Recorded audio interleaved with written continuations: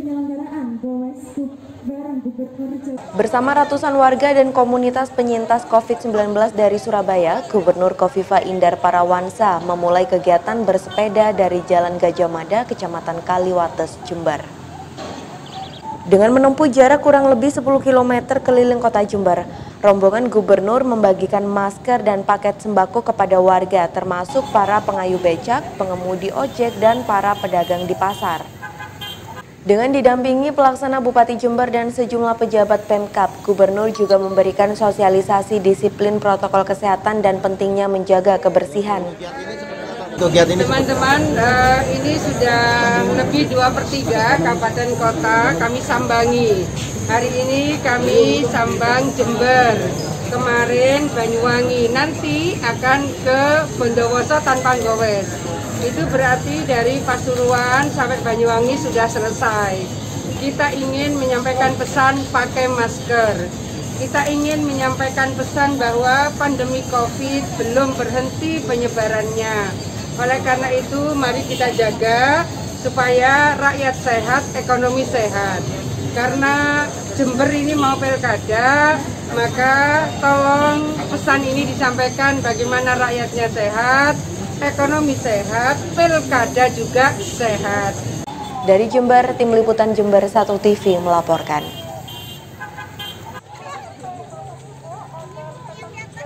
Saat berkunjung ke Kabupaten Jember, Kepala Inspektorat Jatim Helmi Perdana Putra mengaku surat usulan pemecatan terhadap Bupati Nonaktif Aida sudah dikeluarkan oleh Gubernur Jawa Timur kepada Mendagri pada tanggal 7 Juli 2020. Isinya perihal laporan hasil evaluasi tindak lanjut Surat Menteri Dalam Negeri nomor 700/12429/SJ dan permasalahan penyusunan APBD tahun 2020 Kabupaten Jember.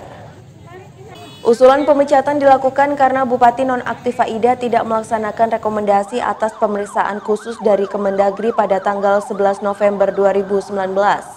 Alasan kedua adalah selama 4 tahun kepemimpinan Bupati Faida, APBD Jember selalu mengalami keterlambatan.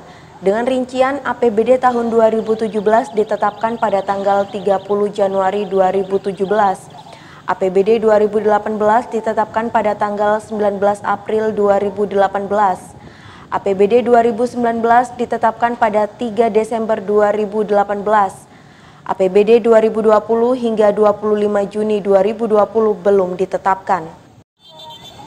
Kepala Inspektorat Jawa Timur Helmi Perdana Putra membenarkan adanya surat usulan pemecatan Faida pada Mendagri. Semuanya Mendagri dan itu sudah kewenangannya Mendagri. Jawaban dari Mendagri atau surat itu? Nah ini masalahnya. Masih belum ada tanggapan. Ibu sudah memberikan bola itu ke Mendagri semua. Apa yang rekomendasi semua sudah ditindaklanjuti oleh Ibu. Suruh kasih sanksi pemberhentian hak keuangan sudah. Itu semua perintah dari sana. Ibu sudah menjalankan semuanya. Tapi sampai saat ini belum ada kami dari itu. Dan kami tidak punya kewenangan untuk memproses lebih lanjut. Gitu. Pemprov Jawa Timur sudah menyerahkan semua keputusan itu kepada Mendagri, sebab Pemprov tidak punya kewenangan lagi untuk menindaklanjutinya. Dari Jember, DKJ Jember 1 TV melaporkan. Kasus video mesum yang menghebohkan di Desa Curanongko, Kecamatan Tempurejo, Jember masih dalam tahap penyelidikan Unit Perlindungan Perempuan dan Anak Satreskrim Polres Jember. Polisi melakukan pemeriksaan mulai bagaimana video awal itu menyebar dan dari mana video awal serta siapa yang sengaja menyebar video tersebut. Kini masih dalam tahap proses penyelidikan. Beberapa bukti sudah mulai didapatkan oleh pihak kepolisian, mulai cuplikan video dan beberapa rekaman CCTV yang ada di puskesmas tersebut. Polisi kini telah memanggil dan memeriksa 2 hingga 3 saksi yang diperkirakan mengetahui dengan video mesum tersebut. Polisi juga akan menelusuri melalui tim cybercrime yang sudah berjalan untuk mengetahui siapa yang awalnya melakukan penyebaran video tersebut. Hingga saat ini polisi masih belum memanggil orang yang diduga memerankan video tersebut. Untuk BKB sudah dipanggil sendiri siapa aja? Sementara kita yang jemput bola. Jadi ya sudah ada 2 atau 3 yang kita lakukan pemeriksaan. Sampai sekarang ini untuk Satreskrim Polres Jember masih melakukan penyelidikan. terhadap video tersebut. Dari Mapolres Jember, Yudis Adi, Jember 1 TV melaporkan.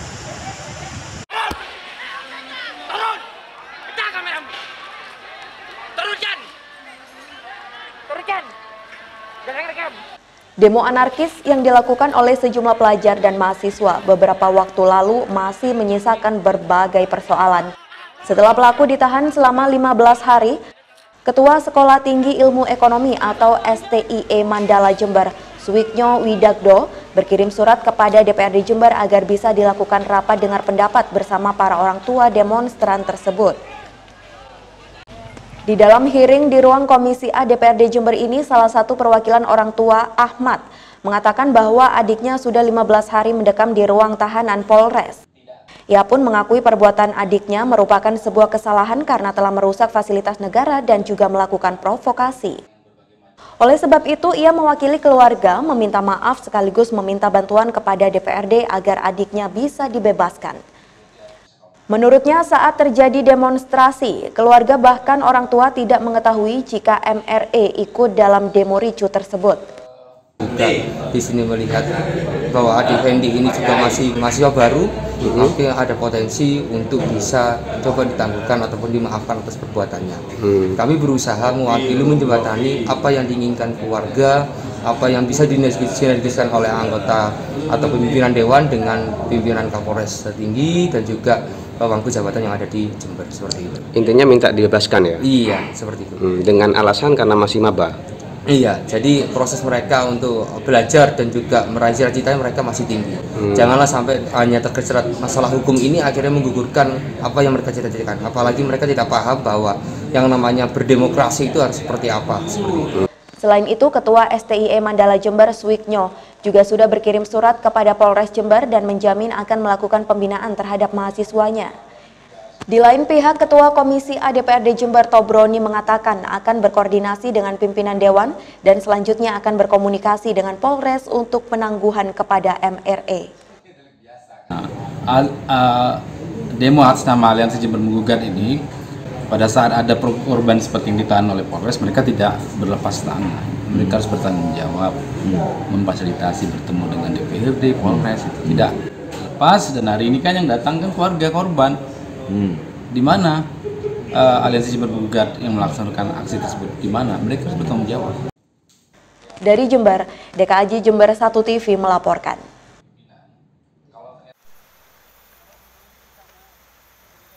Warga Dusun Keramat, Desa Sebanen, Kecamatan Kalisat dihebohkan dengan penemuan mayat bayi. Naasnya, bayi berjenis kelamin perempuan tersebut ditemukan di tumpukan kayu dalam keadaan hangus terbakar. Kanit Reskrim Polsek Kalisat, Aibda Abdul Haris, mengatakan temuan itu berawal dari laporan salah seorang warga sekitar yang hendak mencari pasir sekitar pukul 8 pagi. Ia melihat ada benda hitam di tumpukan bekas pembakaran. Awalnya ia mengira itu adalah boneka. Namun saat diperhatikan dengan seksama, ternyata itu merupakan mayat bayi yang terbungkus kain dan sudah hangus terbakar. Selanjutnya, kini polisi masih melakukan olah TKP bersama tim Inafis Polres Jember guna penyelidikan lebih lanjut. Saat ini mayat bayi malang itu sudah dievakuasi ke Rumah Sakit Kalisat. Penanganannya ya kami memeriksa saksi penemu pertama yang bernama Toto, bekerja sebagai pengumpul atau penggali pasir di sungai, di mana mayat bayi tersebut ditemukan di pinggir sungai itu. Usia bayinya baru lahir atau? Diperkirakan usia bayi 9 bulan. Diperkirakan lahir dengan umur normal. Tepat waktu ya. Dari Kalisat, DKAJ Jember 1 TV melaporkan. Seluas 1/4 hektar tanaman melon milik Arik Hartono, Desa Grenden, Kecamatan Puger, Jember, mengalami rusak parah karena anomali cuaca berupa peningkatan curah hujan yang terjadi di tanah air selama beberapa pekan terakhir. Salah satu petani melon di Jember, Erik, mengaku mengalami kerugian sekitar 20 juta rupiah. Untuk meminimalisir kerugian tersebut, Erik berusaha menyelamatkan beberapa melon yang masih utuh. Namun hasilnya tentu tidak dapat diharapkan, apalagi harga melon di tingkat petani sekarang masih anjlok dan nyaris tak laku dijual di pasaran. Sehingga Erik dan petani lainnya juga terpaksa membiarkan tanaman melon karena biaya panen justru lebih besar daripada hasil penjualan mereka. Kemarin 2.500, itu yang super itu. Yang super itu 2.500. Sebelumnya sampai 6.000, 7.500. Modalnya sekitar 15 sampai 20 juta. 20 juta. Iya. Tapi dengan kondisi seperti ini gagal total ini. Tidak ada kembalian sama sekali ini dengan kondisi cuaca yang ini, serangan lalat buah ini. Dari Pugar, Sugito, Jember, 1 TV melaporkan. Di tengah pandemi COVID-19, minat pembeli buah-buahan jenis mangga dan melon di pasar Semboro ini masih bisa dibilang sepi. Padahal harga semangka masih sangat rendah di kisaran Rp3.000 per kilogramnya. Bahkan minggu lalu harga semangka sempat menyentuh angka Rp2.500 per kilonya. Sedangkan harga semangka warna kuning kini sudah naik menjadi Rp3.000 menjadi Rp4.000 per kilogramnya. Selain itu, harga komoditas buah melon juga naik Rp1.000 dari Rp4.000 menjadi Rp5.000 per kilogram. Buah semangka yang ada di pasar Semboro ini dipasok dari hasil panen petani pesisir Paseban Kencong, karena petani setempat yaitu Semboro dan juga Tanggul jarang menanam buah semangka dan juga melon. Menurut salah satu pedagang, Suparno, selama pandemi virus corona, kondisi pedagang memang sepi pembeli. Teko pesisir. Daerah kidulan kene gak enek. Hah? Kene gak ono. Ning kene gak ono blas. Gak ono nandur wae. Ono. Daerah pesisiran. Kira-kira ndi wae kira-kira? Saiki panenan Paseban. Paseban. Paseban. Dari Semboro, tim liputan Jember 1 TV melaporkan. Petani jagung di wilayah Desa Puger Wetan, Kecamatan Puger, Jember memasuki musim panen saat ini. Mulai bernafas lega lantaran harga jagung kini mengalami kenaikan. Untuk harga jagung kering di sawah saat ini mencapai Rp2.000 per kilogramnya, yang sebelumnya hanya Rp1.400 per kilogramnya. Sedangkan untuk harga jagung kering giling sebelumnya seharga Rp3.400 per kilogramnya, saat ini naik menjadi Rp4.200 per kilogramnya. Yang sekarang itu ada kenaikan. Yang dulu tuh panenan yang dulu sebelum ini 32. Kalau sekarang masih kalau KS-nya 2.000. KS-nya mas ya. Dulu KS-nya berapa? 14, 15 ya. Untuk yang sekarang 2.000 mas ya. Kalau sekarang KS-nya 2.000. Kalau KG-nya yang dulu mas? KG-nya dulu 32 sekarang mas?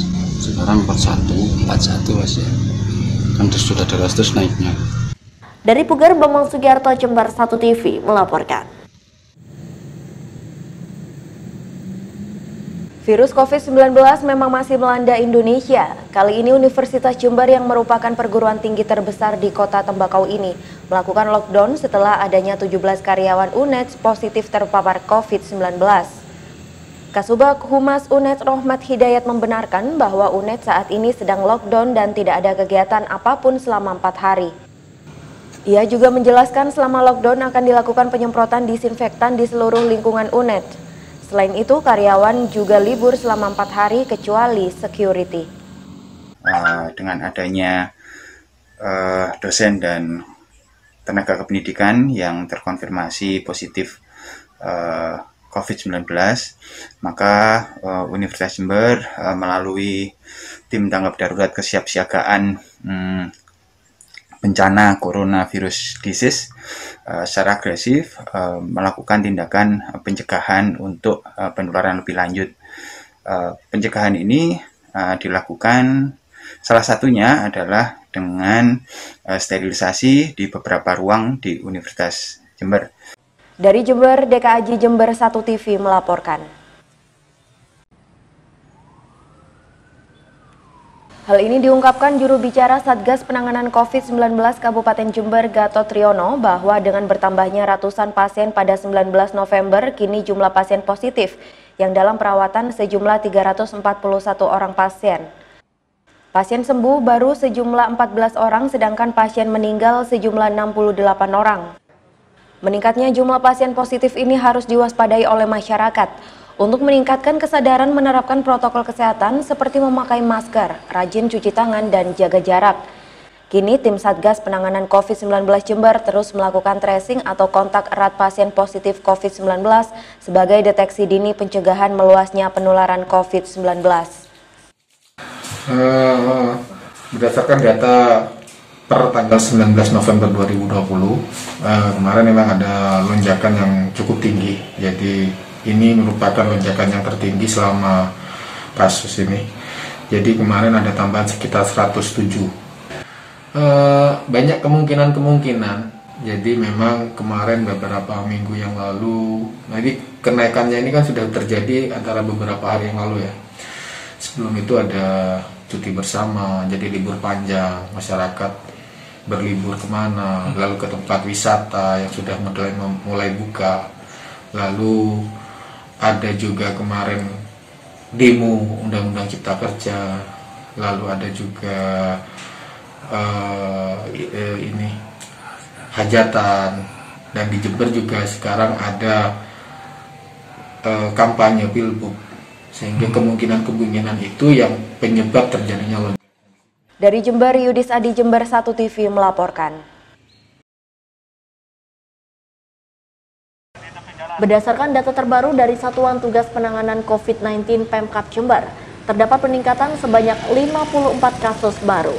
Jumlah sembuh baru bertambah 31 orang, sedangkan meninggal baru bertambah sebanyak 2 kasus, yaitu kasus nomor 1646 Kecamatan Rambi Puji dan kasus nomor 1653 Kecamatan Umbul Sari. Dalam data tersebut, Kecamatan Umbul Sari juga sudah menjadi zona merah dengan 49 kasus positif COVID-19. Oleh sebab itu, Muspika setempat semakin gencar untuk melakukan operasi justisi, kali ini di perempatan Wanjin. Ada banyak masyarakat yang ternyata masih membandel melakukan pelanggaran dengan tidak menggunakan masker meskipun Umbul Sari sudah menjadi zona merah. Namun petugas masih memberikan sanksi ringan kepada 36 orang yang terjaring razia tersebut. Kapolsek Ibtu Murgianto menghimbau kepada warga untuk selalu mentaati protokol kesehatan secara disiplin, termasuk hajat pernikahan sebaiknya dilakukan akad nikahnya saja tanpa mengumpulkan tamu. Harapannya saya menginginkan bahwa warga Kecamatan Bulusari semuanya patuh dan mengikuti aturan pemerintah, yaitu menggunakan masker. Dan apabila ada warga ingin punya hajat, bagaimana caranya, Dan? Sementara jelas instruksinya Pak Kapolri, kita lebih selektif lagi untuk melaksanakan hajatan tersebut, Pak. Itu ada aturan-aturan yang terbaru sesuai dengan ST dari Pak Kapolri. Dari Bulsari, Tim Liputan Jember 1 TV melaporkan.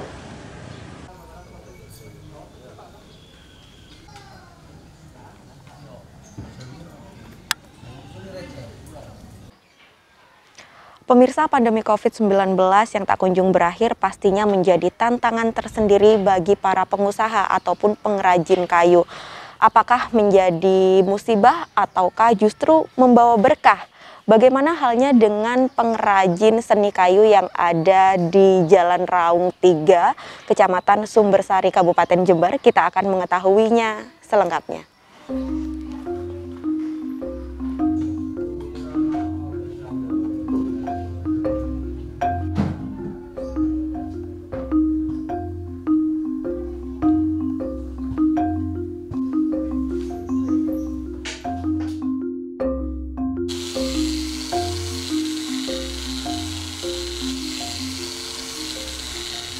Pemirsa, ini saya sudah bersama dengan Mas Gufron. Halo Mas, ini lagi repot ya, sibuk banget nih, banyak banget orderannya.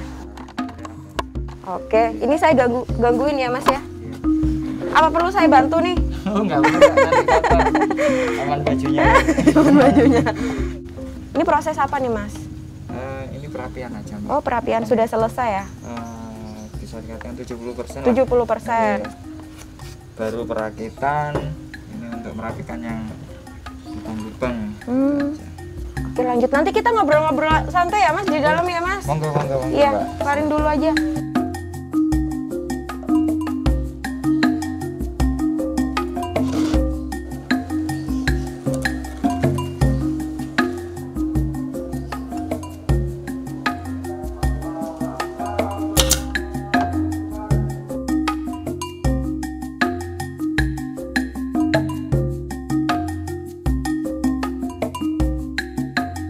Pemirsa, sekarang ini saya sudah bersama dengan Mas Gufron. Kita akan ngobrol atau berbincang-bincang lebih dalam lagi terkait pengrajin kayu, bagaimana saat ini di masa pandemi COVID-19 yang tak kunjung berakhir. Apakah menjadi musibah atau justru membawa berkah bagi beliaunya? Halo Mas Gufron, bagaimana kabarnya? Alhamdulillah baik. Terkait pandemi sebenarnya pasti pengaruh bagi semua pengusaha. Dari saya pribadi, kalau pengaruh ada Mbak pastinya. Tapi seiring dengan waktu, awal-awal pandemi bagi saya itu orderan sangat banyak Mbak. Sampai overload, saya bisa berbagi sama teman-teman. Cuman untuk new normal sendiri, itu bagi pengrajin rata-rata itu baru kerasa, sangat kerasa sekali. Karena apa? Kemungkinan dari pihak-pihak konsumen itu mulai cari uang lagi gitu. Jadi untuk order sendiri memang pasti menurun, cuman bagi saya sendiri, bagi saya pribadi, gimana caranya saya nggak menunggu orderan dari konsumen. Jadi saya gimana cara lebih berkreasi, gimana caranya kreasi saya itu lebih bisa dipandang sama konsumen, calon konsumen, dan itu masih berguna dan berharga lah. Mas, ini Mas Gufron menekuni usaha seperti ini udah berapa tahun? Saya mulainya itu akhir tahun 18. Akhir tahun 2018. Kemudian untuk keahlian yang didapat selama ini bagaimana, belajar atau mungkin dapat kayak dari orang tua atau bagaimana itu Mas? Kalau saya pribadi sebenarnya seneng tentang seni. Jadi jadi seni. Memang dasarnya seni, terus yang kedua pengen mengeksplor lah apa yang sekiranya saya pengenkan. Nah, itu yang saya curahkan. Dari kayu sendiri saya belajar dari pengalaman sebelumnya. Jadi saya pernah di dunia properti perumahan. Nah, dari sana saya ingin berkarya dan punya usaha pribadi. Ini untuk produk atau barang pertama kali yang diproduksi oleh Mas Gufron ini apa Mas? Awal pertama kali itu jam kayu sebenarnya. Jam kayu. Kebetulan ada di rumah. Itu kalau dibilang berharga, sangat berharga bagi saya Mbak. Soalnya apa? Kalau saya buat sekarang, dalam hitungan menit sudah jadi sampai finishing. Tapi kalau waktu saya membuat pertama kali, dengan keterbatasan alat, keterbatasan ilmu, jadi saya benar-benar ingin trial, mencoba sesuatu yang baru. Itu 3 hari baru jadi Mbak. Dan itu pun nggak rapi sama sekali, tapi itu sejarah bagi saya lah. Nah Mas, dari produk-produk yang lain selain dari jam kayu, Mas Gufron ini produksi apa saja ini Mas? Jadi awalnya memang craft Mbak, jadi kerajinan. Dari kerajinan itu ternyata pasar khususnya di Jember sendiri itu furnitur. Jadi untuk kerajinan sendiri konsumen ini nggak begitu melirik sebenarnya, karena biasalah daya konsumtifnya itu pengennya murah, bagus. Sedangkan produk-produk dari industri pabrik atau gimana itu yang besar-besar kan relatif sangat murah. Ada yang pengen murah berkualitas, tapi ada juga yang ono rego ono rupo. Nah itu jadi mangsa pasar saya itu yang ada harga, ada rupa, itulah Mbak. Dari barang-barang yang diproduksi oleh Mas Gufron ini kan Dari kayu ya bahan Dari kayu, utamanya. ya, dari kayu. Ini dari kayu apa saja Mas? Jenis apa saja? Jadi awalnya itu saya pakai kayu palet. Jadi itu dibilang kayu bekas palet gitu Mbak. Jadi limbah kayu. Jadi saya mengawal dari limbah kayu. Kenapa? Yang satu pasti lebih murah. Yang kedua ternyata limbah kayu itu sendiri kayak yang istilahnya sekarang jadi Belanda, itu punya karakter kayu yang sangat bagus. Nah, jadi saya trialnya ke sana, lambat laun 1 tahun terakhir ini jadi Belanda itu menjamur Mbak. Maksudnya menjamur industri furnitur jadi Belanda itu menjamur. Jadi saya gimana caranya itu mengeksplor lagi. Nah, gimana caranya saya nggak seperti yang lain, saya mengeksplor kayu-kayu lokal. Kita berbicara mengenai harga ini. Harga yang ditawarkan dari produk yang telah diproduksi oleh Mas Gufron ini mulai dari harga berapa sampai berapa sih Mas? Kalau dari harga relatif Mbak. Relatif. Soalnya kan saya kan by custom, Terus ukuran itu nggak selalu segitu-segitu aja. Jadi saya menyesuaikan tempat dan saya relatif murah karena apa? Saya tidak pakai jasa tukang. Jadi saya ini benar-benar kayak saya sendiri. Dan itu pun selama ada yang pesan, saya selalu update. Ini nyampe sini, ini nanti diapakan itu tetap. Kalau dari harga, barang terkecil saya biasanya pot Mbak, pot bunga. Itu mulai dari 15.000. 15.000 dan itu sudah finishing cat, sudah mengkilap gitu. Pesan saya untuk rekan-rekan yang pengrajin kayu, sekarang memang sepi, tapi gimana caranya kita terus berkarya. Kita nggak harus selalu menunggu orderan, kita menjemput pun kita nggak tahu menjemput kemana. Kita terus berkarya sajalah. Apa yang kita pikirkan, ada ide-ide baru, kita curahkan aja ke sebuah karya kita. Mungkin dari karya-karya kita itu bisa dinilai berharga sama orang-orang sekitar lah. Terus jangan pantang menyerah, karena kita pasti punya kebutuhan. Apalagi bagi yang punya keluarga, kita harus mencukupi kebutuhan kita. Dari sana, the power of kepepet itu pasti ada Mbak. The power of kepepet itu salah satu pendorong kita untuk selalu berkreasi. Inspiratif sekali ya Mas apa yang disampaikan oleh Mas Gufron. Terima kasih Mas Gufron sudah mengizinkan saya untuk melihat workshop dari Mas Gufron ini. Workshop kecil ya. Semoga tetap eksis ya Mas. Amin, amin, amin. Dan juga bantu doanya ya, Mbak. Amin. Saya tidak bisa hanya membantu doa Mas. Bantu pemasaran juga. Promosi. Dan pemirsa, itu tadi obrolan saya dengan Mas Gufron, pengrajin seni kayu yang ada di Kecamatan Sumbersari, Kabupaten Jember. Memang pandemi COVID-19 yang tidak kunjung berakhir ini tentu sangat menjadi tantangan atau keluhan bagi siapapun itu. Namun tidak melulu menjadi musibah, tapi justru membawa berkah bagi kita semua. Demikian tadi pemirsa, saya Prima Fantari, Yoyo Puji melaporkan.